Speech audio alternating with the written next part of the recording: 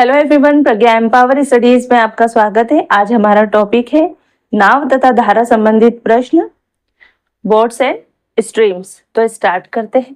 देखिए, आज हम टॉपिक को के कॉन्सेप्ट समझेंगे। नेक्स्ट वीडियो में हम लोग इससे संबंधित क्वेश्चंस परफॉर्म करेंगे। तो स्टार्ट करते हैं। देखिए, माना शांत जल में नाव का वेग x किलोमीटर प्रति घंटा है तथा धारा का वेग y किलोमीटर प्रति घंटा है। मतलब शांत जल है, पानी है, पर ये रुका हुआ है। इसमें अगर एक नाव होती तो इस नाव का वेग क्या है? x किलोमीटर प्रति घंटा। ठीक है, शांत जल में तो इस पर नाव का ये खुद का वेग है, इस पर कोई बाहरी फोर्स नहीं है। ठीक है, और धारा का वेग, एक धारा है, अब यही धारा है। अब हम इस नाव के वेग की बात नहीं कर रहे, अब ये रुकी हुई धारा नहीं, बहती हुई धारा, इसका वेग है y किलोमीटर प्रति घंटा। मतलब धारा का जो वेग है शांत जल में, नाव का वेग, नाव का मतलब स्वयं का अपना वेग, जिस नाव वेग से नाव चल रही है x किलोमीटर प्रति घंटा है, और धारा का वेग y किलोमीटर प्रति घंटा है ना। एक धारा है जिसका वेग y किलोमीटर प्रति घंटा है। तब धारा की दिशा में नाव का वेग है ना। तो शांत वेग में, शांत जल में तो हमने देख लिया कि नाव का वेग x किलोमीटर प्रति घंटा है, बट अब वो धारा जो है नाव, उसको एक धारा में रख दिया है जिसका y किलोमीटर प्रति घंटा तो इस धारा का वेग है, और इसमें एक नाव बीच डाल दी, नाव रख दी। इसका नाव का अपना वेग क्या था? x किलोमीटर प्रति घंटा। पर अब नाव चल रही है तो ये धारा का वेग क्या है? ये दिशा है, इस दिशा में बह रही। अब नाव को भी हमने इस दिशा में चला दिया तो धारा का वेग y किलोमीटर प्रति घंटा था, धारा का वेग क्या? x किलोमीटर प्रति घंटा। तो ये जो नाव पर परिणामी वेग लगेगा, परिणामी, वो तो इन दोनों का योग होगा। क्यों? क्योंकि नाव x किलोमीटर प्रति घंटा से तो जा रही है, लेकिन ये जो है धारा उसको बहा भी रही है साथ में, नाव धारा भी उसको बहाएगी अपने वेग से। अगर आप जितने ज्यादा तेज बहाव वाली नदी में तैरोगे, ज्यादा तेजी से पार लगोगे, मतलब उसी दिशा में अगर चलोगे तो इस पे ज्यादा परिणामी वेग लगेगा। तो ये वेग क्या होगा? धारा की दिशा में नाव का वेग, अगर x किलोमीटर प्रति घंटा की चाल से चलने वाली नाव को अगर y किलोमीटर प्रति घंटा की वेग से बहने वाली धारा में अगर चला दिया जाए तो इस पर जो परिणामी वेग होगा, ये जो धारा की दिशा में नाव का वेग है, माना कि a है, ये परिणामी वेग की बात हो रही है, ये क्या होगा? x प्लस y, दोनों का जोड़ किलोमीटर प्रति घंटा, यानी नाव का वेग जो कि शांत जल में था और धारा का वेग है ना, ये होगा धारा की विपरीत दिशा में नाव का वेग। अब नाव जो है ना, धारा तो इस दिशा में है, पर नाव क्या है? विपरीत दिशा में बहा दी। तो नाव को इस धारा इधर बहाएगी। अब धारा अपने फोर्स से तो नाव को पीछे धकेलेगी और नाव उसके अगेंस्ट आगे बढ़ेगी, तो नाव को काम भी ज्यादा करना पड़ेगा, और इसका जो वेग रहेगा ना, परिणामी जो वेग रहेगा, उसका एक्चुअल वेग से कम हो जाएगा, क्योंकि ये जो है ना धारा उसको इस दिशा में, विपरीत दिशा में धकेलेगी।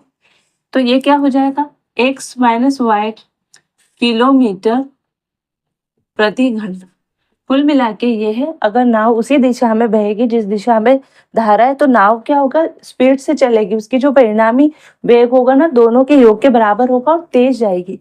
लेकिन अगर विपरीत दिशा में चलेगी ना, तो उसको धारा के फोर्स के अगेंस्ट काम करना पड़ेगा। धारा उसको इस दिशा में फेंकेगी और ये इस दिशा में चलेगी, तो जो परिणामी वेग होगा ना वो कम होगा, x माइनस वाई के बराबर। और मान लिया ये क्या है? b। अभी हमने इसको b मान लिया, स्मॉल b। तो धारा की दिशा में नाव का वेग क्या होगा? a equal to x plus y kilometre प्रति घंटा, और धारा की विपरीत दिशा में b बराबर क्या होगा? x माइनस वाई किलोमीटर प्रति घंटा। इस दिशा में कम हो जाएगा। ठीक है, ये चीज, ये एक केस था जब आपको शांत जल में नाव का वेग दिया हो तथा धारा का वेग दिया हो, तो धारा की दिशा में नाव का वेग और धारा की विपरीत दिशा में नाव का वेग ज्ञात करना हो तो आप इस फॉर्मूले से ज्ञात कर सकते हैं। अब दूसरा केस आपको दिया है, धारा की दिशा में नाव का वेग ए किलोमीटर प्रति घंटा है। देखो ये वाला धारा की दिशा में नाव का वेग ये आपको दिया है, धारा की दिशा में नाव का वेग 1 किलोमीटर प्रति घंटा, धारा की विपरीत दिशा में नाव का वेग b किलोमीटर प्रति घंटा हो तो ऐसी स्थिति में शांत जल में नाव का वेग ज्ञात कीजिए। ये ज्ञात करना मतलब अभी आपको दे दिया है, एक तो सेम डायरेक्शन में चल रही थी वो वेग दे दिया और एक विपरीत डायरेक्शन में चल रही थी उसका वेग दे दिया। सेम डायरेक्शन में ये a और विपरीत डायरेक्शन में b है ना, और इसका क्या है x किलोमीटर प्रति घंटा, ये नाव जो है x किलोमीटर प्रति घंटा तो जा ही रही है और ये y किलोमीटर प्रति घंटा। पर हमको क्या दिया है, हमको ये चीज दे रखी है, ये दोनों चीज इस वाले केस में दी है। तो शांत जल में नाव का वेग यानी हमको ये ज्ञात करना है, क्या होगा 1/2 धारा की दिशा में नाव का वेग प्लस धारा की विपरीत दिशा में नाव का वेग, यानी दोनों दिशाओं में जो नाव का वेग है उसको जोड़ लो तो शांत जल में नाव की दिशा का वेग मिल जाएगा। अगर उसको जोड़कर आधा कर दो तो शांत जल में नाव का वेग मिल जाएगा, यानी इसको और इसको दोनों को जोड़ दो और आधा कर दो तो आ जाएगा। कैसे आप जोड़ के देखो, देखो a बराबर x प्लस वाई, ए का मान plus x minus y, b का मान, यहाँ से b का मान रखा, यहाँ से a का मान रखा, बटे आधा किया, ये जोड़ेंगे तो ये क्या हो जाएगा 2x, और ये से कैंसिल हो जाएगा बटे 2, तो 2 से 2 कैंसिल तो आ जाएगा ना x।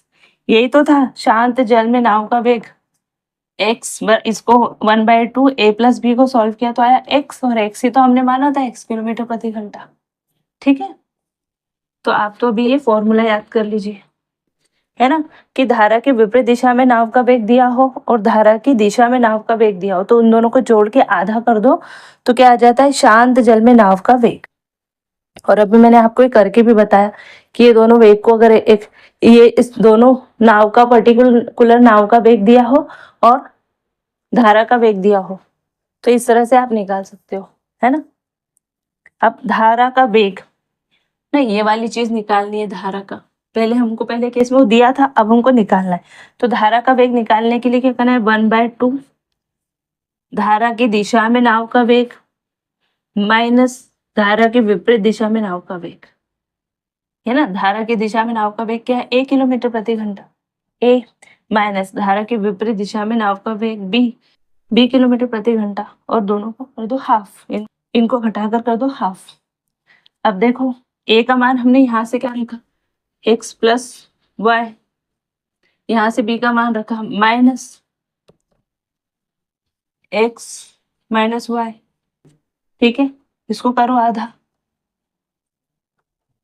ठीक, सॉल्व करो तो देखो ये x प्लस वाई, ये माइनस की वजह से माइनस x हो जाएगा, ये माइनस की वजह से ये प्लस y हो जाएगा, ये इससे कैंसिल हो जाएगा, y प्लस वाई के बटे 2 है, y प्लस वाई 2y बटे 2, 2 से 2 कैंसिल, आंसर आया y।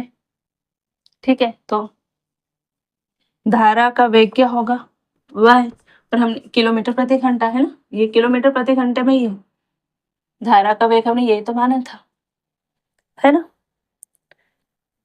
तो आई होप कि आपको समझ में आ गया होगा कि अगर दो केस है, एक में हमको क्या दिया नाव का वेग, शांत जल में नाव का वेग दिया x किलोमीटर प्रति घंटा और धारा का वेग भी दे दिया y किलोमीटर प्रति घंटा। तो हमको निकालना क्या है धारा की दिशा में नाव का वेग, तो क्या होगा दोनों को जोड़ दो, धारा की विपरीत दिशा में नाव का वेग, परिणामी वेग होता है ये कम हो जाएगा, रिजल्टेंट वेलोसिटी जो है कम हो जाएगी तो नाव के वेग में से धारा का वेग घटा दो ना तो नाव का परिणामी वेग मिल जाएगा विपरीत दिशा में, तो x माइनस वाई, हमने इसको ये मान लिया था इसको भी मान लिया। अब वही दूसरा केस मिला कि धारा की दिशा में नाव का वेग भी दे दिया है, मतलब हमने मान लिया कि एक नदी है y किलोमीटर प्रति घंटा से बह रही है, उसमें एक नाव रख दी x किलोमीटर प्रति घंटा से चलने वाली, है ना।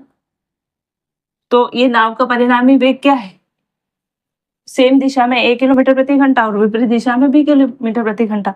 ज्ञात क्या करना है? शांत जल में नाव का वेग ज्ञात करना है। ये 2 चीज दी है तो दोनों को जोड़ के आधा कर दो तो शांत जल में नाव का वेग आ जाएगा। ठीक है, और धारा का वेग ज्ञात करना है। अब हमको सिर्फ ये धारा का वेग ज्ञात करना है। पहले तो हमने शांत जल में यानी नाव का एक्चुअल वेग कितना है वो ज्ञात किया है। शांत जल में नाव का वेग है ना, वो शांत जल में नाव का वेग है, मतलब उस पर और कोई फोर्स नहीं लग रहा, उस पर धारा का कोई प्रभाव नहीं है, उसका अपना वेग है। और इसमें धारा का वेग ज्ञात कर लिया, यानी कुल मिला के नाव का वेग और ये धारा का वेग 1/2 a - b कर दो तो धारा का वेग आ जाएगा। दोनों को जोड़ दो और हाफ कर दो तो नाव का वेग आ जाएगा, है ना। इसीलिए लिखा जाता है शांत जल में कि इस पे और कोई फोर्स नहीं लग रहा है। धारा का इस पे, नाव के वेग पर धारा का कोई प्रभाव नहीं, नाव का अपना जो एक्चुअल वेग है वो। तो आई होप कि ये टॉपिक आपको अच्छे से समझ में आ गया होगा, है ना। इससे संबंधित क्वेश्चंस कॉम्पिटिटिव एग्जाम में पूछे जाते हैं, ऑब्जेक्टिव में भी पूछे जाते हैं और मेंस में भी पूछे जाते हैं। बहुत इजी होता है ना। और एक चीज होगी, हो सकता है किलोमीटर प्रति घंटा को मीटर प्रति सेकंड में कन्वर्ट करना हो, तो वो तो हम सीख चुके हैं कि किलोमीटर प्रति घंटा को मीटर प्रति सेकंड में बदलना है, मतलब कि कम में करना है तो 5/18 से मल्टीप्लाई कर देना, है ना। और मीटर प्रति सेकंड को किलोमीटर प्रति घंटे में बदलना है, ज्यादा में बदलना है तो 18/5 का गुणा कर देना है तो काम हो जाएगा, है ना। तो बस यही चीजें रहेगी। तो नेक्स्ट वीडियो में हम क्या करेंगे, इससे रिलेटेड क्वेश्चन सॉल्व करेंगे। मैं क्वेश्चन में एक एक चीज आपको इसलिए एक्सप्लेन करती हूँ कि कोई बंदा किसी पर्टिकुलर वीडियो में नया आता है तो एटलीस्ट उसको सारी चीजें समझ में आ जाए। तो वीडियो थोड़ा सा लेंथी हो जाता है ना। और मैं एक एक स्टेप लिखती और समझाती इस हिसाब से हूँ कि अगर ऑब्जेक्टिव हो तब तो आप जल्दी कर ही लेंगे, लेकिन कॉम्प्रिहेंसिव अगर आपको लिखना है तो आपको एक एक स्टेप भी पता रही होगी। और जब हम सीखते हैं चीज़ों को तो अगर हम उसे कॉन्सेप्ट समझ के सीखें तो जब हम ट्रिक भी लगाते हैं तो ईजी हो जाता है ट्रिक सीखना, है ना। तो आई होप कि आपको पढ़ाना अच्छा लगता होगा। अगर अच्छा लगे तो प्लीज़ वीडियो को लाइक कीजिएगा, चैनल को सब्सक्राइब कीजिएगा और अपने दोस्तों में शेयर कीजिएगा, अपने सर्कल में, अपने व्हाट्सएप ग्रुप पर शेयर कीजिएगा और अपने और अदर जो ग्रुप्स होंगे आपके सोशल मीडिया के, उस पर शेयर कीजिएगा, है ना। मिलते हैं नेक्स्ट वीडियो में, तब तक के लिए जय हिंद, जय भारत, थैंक यू।